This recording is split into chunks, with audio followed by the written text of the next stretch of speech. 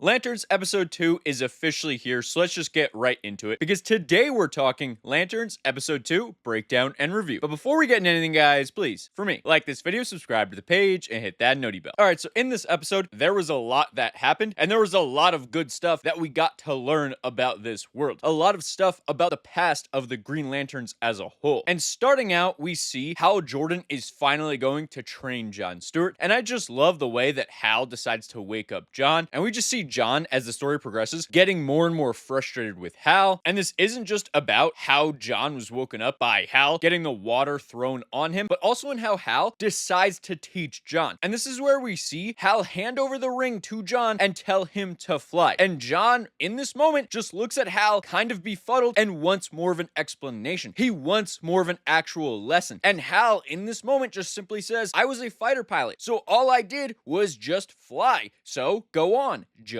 fly. And I love that this just highlights the true characteristics of each of these two characters. Hal is much more of a carefree, go with the flow type of Green Lantern, and he realistically learns by doing, whereas John Stewart likes to be taught. He likes to know exactly how things should be done. He wants to understand the intricacies of how to do everything so that he can ensure that he is doing it 100% correctly. And in this moment, John attempts to fly. But instead of flight, all we see is him actually create a bird. And this bird actually becomes somewhat important a little bit later on. However, before we get to that, we see that after John unfortunately fails to fly, Hal hands him a ticket and says, I need you to go retrieve something. And this is where we find out that Hal's power ring is running pretty low, so he needs John Stewart to fly back to Coast City to obtain the lantern. That way Hal can actually recharge his ring. And in this moment, I really like that John just looks at Hal and says, but you already had this book, so what would you have done if I had actually succeeded in flying? And Hal just simply says, well, we don't have to worry about that because you didn't. Now go on and get it. And this definitely highlights Hal's lack of enthusiasm in training John, but also his lack of faith in John as a Green Lantern. He didn't believe that John would be able to do what Hal did, and that's learn by doing. Because in a lot of iterations of Hal Jordan's story, a Green Lantern doesn't get sent for Hal for quite a bit of time. And even in the movie Green Lantern First Flight, we see that Hal Jordan learns to do a couple of things on his own, versus John Stewart, who again likes to be taught certain things so he can ensure he's doing everything to the best of his ability, but also how they are supposed to actually be done. Now, it's at this point they do get separated for most of the episode, and although I absolutely love their dynamic, I feel like it was pretty fitting for these two characters to go on a somewhat separate journey. And considering the fact that they do both get up to some pretty interesting things, I think it was pretty fitting for the overall narrative of this series. And now we follow Hal just retracing some steps throughout the town. He goes back to the football field, and once he's there, he notices something pretty strange, and that's with the metal detectors that are there, and he's wondering why they're not actually going off. And he goes so far as to actually damage the rental car that John Stewart got them just to prove a point. And so he brings part of the bumper from the car through the metal detector and notices that they don't actually go off. So right here, he can understand that something is clearly off, that these metal detectors are clearly not normal. And also at this point, we see him driving throughout the town, and it is just really strange that we see absolutely no one anywhere around. And yes, this could be explained by the fact that it is a small town, and eventually when we do see Hal Jordan show up at the town hall meeting, it would make sense that everyone is there. However, it is still a little bit strange that not a single other person was out walking about, was around in any of the other buildings. They all just so happened to be congregating at this town hall meeting, but speculation about that will have to wait, because at this point we see Hal actually disrupt the meeting, and I just love his dynamic with the sheriff. She is clearly pretty annoyed that he walked in at that very moment. They were clearly all talking about something that was pretty important, as they all stop their discussion and are clearly pretty suspicious of him, or at the very least pretty wary of his presence. And at this point we see Macon's son actually make an appearance, and he informs Hal that all of the charges have been dropped. They exchange a little bit more pleasantries, and this is where Hal actually starts to grill Macon's son about certain things, about some of the technology that Hal has been seeing, and about the fact that all of the people targeted were seemingly aliens. And how could Macon's men actually have known that those people were aliens? It is very clear that someone gave them this technology to be able to detect aliens. And as he starts to press Macon's son more and more, Macon's son just makes it very clear that he doesn't know what's going on and gives somewhat of an ominous warning to Hal. However, before this conversation can continue, the sheriff gets justifiably pissed off and tells them they can either stop or they can both leave. Once again, we get another really funny interaction between Hal and the sheriff before Hal just leaves. And this is where we see Hal decide to go to the morgue and actually steal all of the dead alien bodies. And he's doing this for a purpose, and that purpose is to drag them through all of those so-called metal detectors. And he realizes that these aren't ordinary metal detectors. Instead, they're actually a detection system for aliens. And who else but Macon, or rather Macon's benefactor, could have been the one to give them those devices. And at this point, we see Hal actually get pulled over by the sheriff, and I really love their interaction here. It is extremely funny. The fact that she just sees him in a car full of the dead bodies, and instead of just trying to arrest him in this moment for this, she actually agrees that they should go talk to Macon. However, she can also acknowledge that if Hal goes spouting off, or if he becomes a hothead in those moments, things could get pretty bad. So she needs to be the one to do the talking. And although he agreed in that moment, we all knew that Hal absolutely was not going to let her just do all of the talking. He is pretty headstrong and he is absolutely fearless. So when it came time for him to get confronted by Macon, he just decided to go off and ask absolutely every single question that he had regarding the alien detectors, regarding the so-called benefactor, and he even started pressing Macon about the fact that there is probably more alien technology on that compound, and that Hal actually wanted to search for it and find it. However, before he can do this, Macon makes a pretty subtle threat, and luckily for Macon and everyone else on that compound, Hal Jordan's power ring was at 0%, so he could not defend himself. So when he inevitably gets shot in this moment, he isn't able to create a construct to deflect these bullets, and this leads to him actually being hospitalized. And at this point, we flip over to John Stewart. He goes through part of Hal's house, and in this moment, he sees how massive Hal's house is. However, he also sees something else pretty interesting, and he sees just how lonely Hal Jordan truly is, because although he has this amazing house that was gifted to him by someone who is incredibly grateful to Hal, he also notes that there's literally no furniture throughout the house aside from a bed. And this just highlights how Hal doesn't really have anything, especially not anything material, that he truly cares about. Now, when John goes to retrieve the actual lantern, I found the password pretty cool, and we got a mention of Mogo. And for those of you who don't know, Mogo is the largest Green Lantern. He is quite literally an entire planet who has a Green Lantern ring, and oftentimes is depicted as one of the most powerful Green Lanterns, as his constructs are absolutely massive considering the fact that he is a literal planet. So the fact that they did decide to tease Mogo in this moment was just really cool, and it is just connecting more of the lore to this greater DC universe, and I absolutely love that. I hope we get more teases like that moving forward. But speaking about expanding the lore of the DC universe, at this point, this is where we see John Stewart actually get kidnapped by Anton, and Anton has a very interesting discussion with John Stewart. And at this point, we learn about the manhunters. We learn that a lot of Anton's people were actually slaughtered by this manhunter. And for those of you who don't know, the manhunters were essentially the Green Lanterns before the Green Lanterns existed. They were created to be the first peacekeepers by the Guardians, and in some iterations they turn evil, in some iterations they just do things a lot more violently than the Guardians want, or in other iterations they just get cast aside in favor of the Green Lanterns and then carry this vendetta against the Guardians. And we actually learn that a manhunter was brought to Earth many